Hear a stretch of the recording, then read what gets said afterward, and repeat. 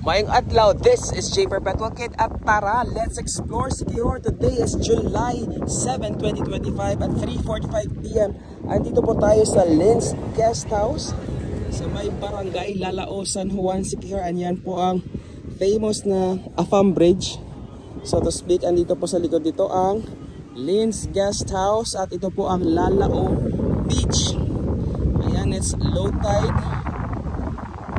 It's habagat season, so you can see a lot of seaweeds and dead seaweeds. It's normal cycle. Again, it's low tide, ayan. And the weather is para talaga siyang summer. Although it's habagat, ganitong panahon, mainit. Kapag wala namang LPA, talagang mainit sa Siquijor. Ayan, it feels like summer all over again. So, today is Monday, right?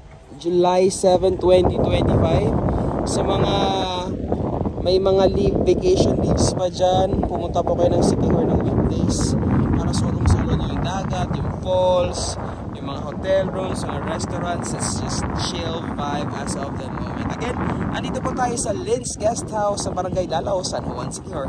Hanggang sa susunod na biyahe, ayo!